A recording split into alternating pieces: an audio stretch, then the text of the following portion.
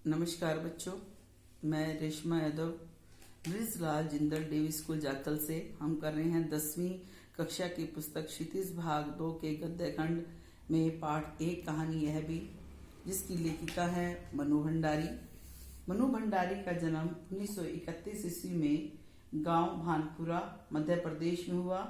उनकी स्नातक तक की जो शिक्षा थी वह राजस्थान के अजमेर शहर में हुई। बाद में उन्होंने हिंदी में एमए किया।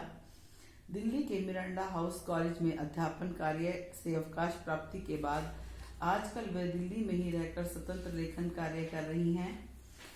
बच्चों, एक कहानी यह भी जो पाठ है वह आत्म कथात्मक शैली में लिखा हुआ है।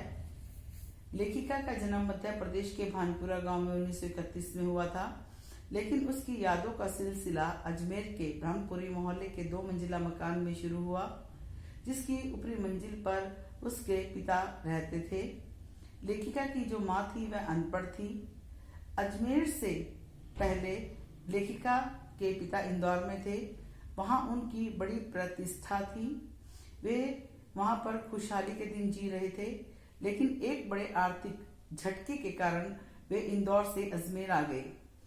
लेखिका के पिता को उनके अपनों के हाथों ही विश्वासघात झेलना पड़ा, जिसके कारण उनका स्वभाव शक्की हो गया। लेखिका बचपन से ही काली, पतली और दुबली थी, लेकिन लेखिका के पिता को गोरा रंग पसंद था। इसलिए लेखिका के पिता लेखिका से 2 साल बड़ी उसकी बहन सुशीला पर ज्यादा ध्यान देते थे, जिसके कारण लेखिका के अंदर हीन भावना पैदा हो गई। यही कारण है कि लेखिका आगे चलकर भी अपनी किसी उपलब्धि पर भरोसा नहीं कर पाई। लेखिका के पिताजी से उसकी टकराहट हमेशा चलती रहती थी। लेखिका की जो माँ थी वह बेशक अनपढ़ थी, लेकिन उसमें धैर्य और सहनशीलता दिखती। उसने परिवार के लोगों को केवल दिया ही था, उनसे मांगा कुछ नहीं था। मजबूरी में लिपटा उनका त्याग लेखिका का आदर्श नहीं बन सका था। लेखिका अपने 5 भाई बहनों में सबसे छोटी थी। उस समय उसके परिवार में लड़कियों की जो शादी थी उसकी उम्र 16 साल तक की थी, और यानी कि उसके लिए मैट्रिक की परीक्षा पास करना जरूरी था। सुशीला की शादी 1944 ईस्वी में हो गई और लेखिका के 2 बड़े भाई पढ़ने के लिए बाहर चले गए। तब लेखिका के पिता का ध्यान लेखिका की तरफ गया।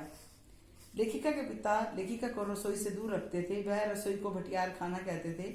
उन्हें लगता था कि यह वह जगह है जहां पर मनुष्य की क्षमताएं नष्ट हो जाती हैं। लेखिका के घर में राजनीतिक पार्टियां चलती रहती थी और लेखिका के पिता लेखिका को भी उन बहसों में भाग लेने के लिए कहते थे।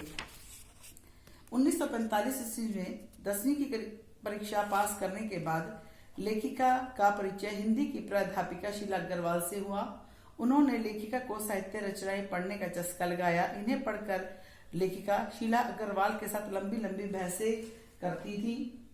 शीला अग्रवाल ने लेखिका को केवल साहित्य का दायरा ही नहीं बढ़ाया था, बल्कि घर की 4 दीवारी के बीच बैठकर देश की स्थितियों को समझने का जो सिलसिला पिताजी ने शुरू किया था, उन्होंने वहां से खींचकर सक्रिय भागीदारी में बदल दिया था। सन 1947 की हड़तालों, प्रभात फेरियों आदि में लेखिका ने बढ़ चढ़कर भाग लिया।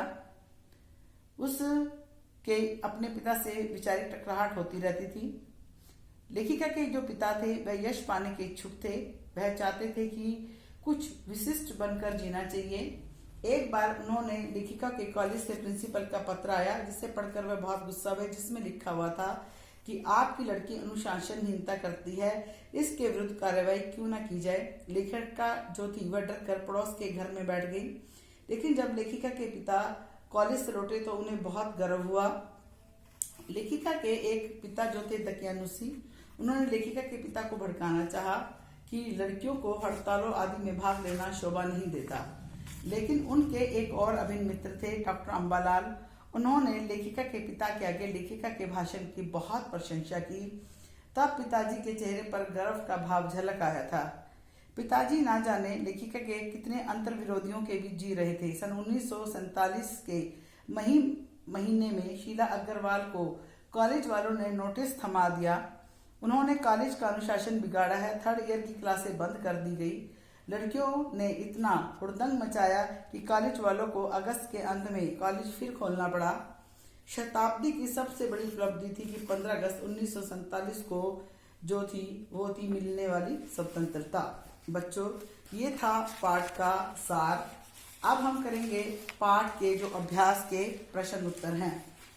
पहला, लेखिका के व्यक्तित्व पर किन किन व्यक्तियों का प्रभाव पड़ा और किस रूप में पड़ा। लेखिका के व्यक्तित्व पर दो व्यक्तियों का प्रभाव पड़ा, एक तो उसके पिता का और एक उसकी जो अध्यापिका थी शीला अग्रवाल का। लेखिका के पिता ने के जाने अनजाने व्यवहार ने लेखिका के भीतर हीन भावना को जन्म दे दिया था। लेखिका काली थी और उसके पिता को गोरा रंग पसंद था, इसलिए वह लेखिका की तरफ कम ध्यान देते थे। लेकिन लेखिका के पिताजी ने उसे राजनीतिक गतिविधियों में भाग लेने का प्रोत्साहन भी दिया था। हिंदी की प्राध्यापिका शीला अग्रवाल ने लेखिका के व्यक्तित्व को साहित्य की ओर उन्मुख किया और देश की गतिविधियों में सक्रिय भागीदारी करने के लिए भी प्रेरित किया। नंबर 2, इस आत्मकथ्य में लेखिका के पिता ने रसोई को भटियार कहकर क्यों संबोधित किया है। लेखिका के जो पिता थे वो रसोई को भटियार खाना कहते थे। उन्हें लगता है कि भटियार खाने में हमेशा रोटियां सिकती हैं। यहाँ पर मनुष्य के जो उनकी विचार हैं, उनकी क्षमताएं हैं, वह सब झोंक दी जाती है, इसलिए वह लेखिका को रसोई से दूर रखते थे। वह कौन सी घटना थी जिसको सुनने पर लेखिका को न अपनी आंखों पर विश्वास हुआ न कानों पर। एक बार लेखिका के कॉलेज के प्रिंसिपल का पत्र आया कि आपकी जो लड़की है वह अनुशासनहीनता करती है, उसके विरुद्ध अनुशासन जो थी नात्मक कार्रवाई क्यों न की जाए। जब उसके पिता ने यह पत्र पढ़ा तो वह आग बबूला हो गए। लेखिका पड़ोस के घर में जाकर छुप कर बैठ गई, लेकिन जब वह वापस आए तो उनका जो सीना था वो गर्व से फूला हुआ था। उन्होंने कहा कि पूरा जो कॉलेज है वो सिर्फ तुम्हारे कहने पर चलता है। और जो लेखिका के पिता थे वो बहुत खुश हुए। चौथा क्वेश्चन, लेखिका मनु भंडारी की अपने पिता से वैचारिक टकराहट के क्या कारण थे। नंबर 1, लेखिका के पिता को गोरा रंग पसंद था और लेखिका रंग काला था, जिसके कारण उसके पिता उससे ज्यादा उसकी 2 साल बड़ी बहन सुशीला पर ध्यान देते थे, जिसके कारण लेखिका में हीन भावना पैदा हो गई। दूसरा, लेखिका के पिता को लड़कियों का नारे लगाना, हड़तालें करना, लड़कों के साथ सड़क पर घूमना पसंद नहीं था। तीसरा, लेखिका के पिता लेखिका की माँ के साथ अच्छा व्यवहार नहीं करते थे। और चौथा कि लेखिका जो थी उसने अपने पिता से ऊपर होकर राजेंद्र से शादी कर ली थी। इस आत्मकथ्य के आधार पर स्वाधीनता आंदोलन के परिदृश्य का चित्रण करते हुए उसमें मनु भंडारी की भूमिका का रेखा चित्र कीजिए। इस आत्मकथ्य में बताया गया है कि उन दिनों 1942 का आंदोलन हो चुका था। उसके बाद सारा देश जो था वो विद्रोह में खोला हुआ था।